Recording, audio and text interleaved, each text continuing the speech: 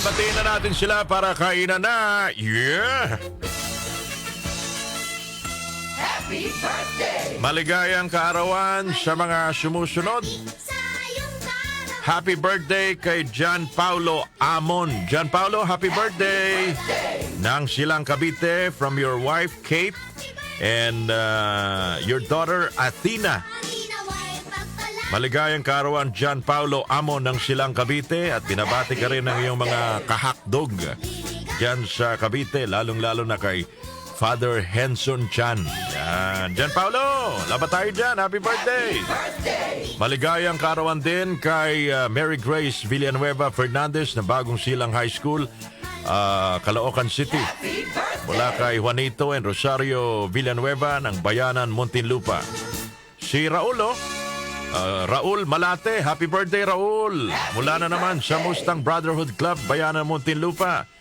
Mustang Brotherhood, namamas ko po. Happy birthday! Happy 60th birthday, Violeta De Vega. Nanay Violeta, happy birthday po sa inyo, ha?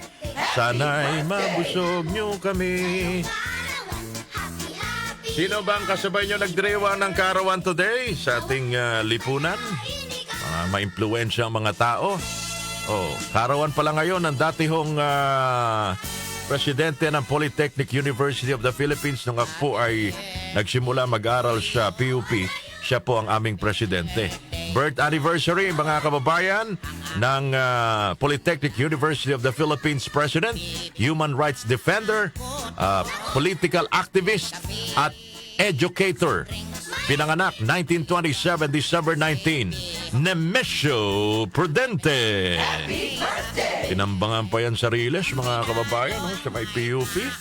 Buti na lang, nakaligtas po si Nemesio Prudente.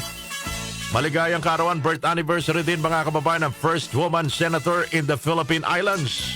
December 19, 1895, pinanganak, Nanay Jeronima Pecson. Birth anniversary, the first woman senator of the Philippine Islands, mga kababayan. Mga mahal namin tagapakinig, pinanganak dyan sa may Lingayen, Pangasinan. At ngayong araw na ito, mga kababayan, ay kaarawan din. Pinanganak sa Binondo, Manila, December 19, 1839. Jose Maria Basa. Naalala niyo yung apelido niya? Jose Maria Basa. Mga mahal namin tagapakinig. Siya ho ang nagbayad ng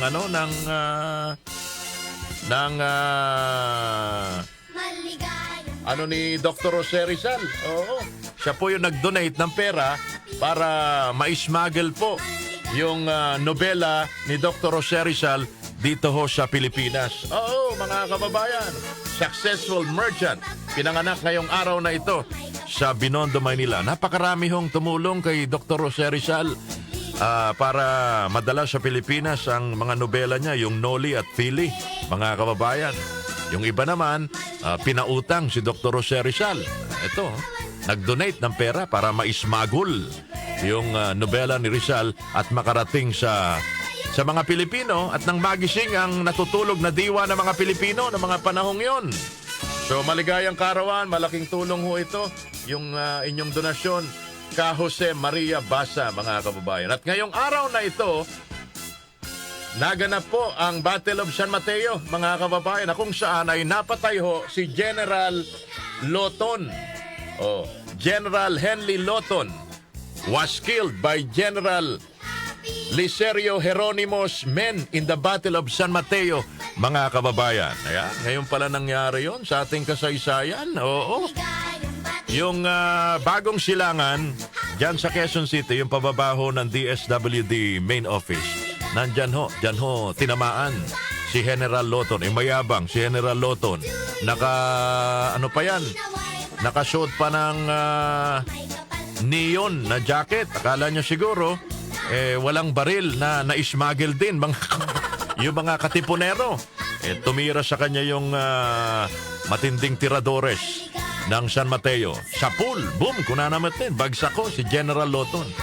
Minamalit kasi niya yung mga armasyon ng mga katipunero, mga kababayan. Hindi niya alam, uso na rin ang smuggling noon. Sige, yan ho ang laman ng ating kasaysayan ngayong araw na ito. Pag-aralan natin ang kasaysayan dahil marami ho tayong makukuhang aral.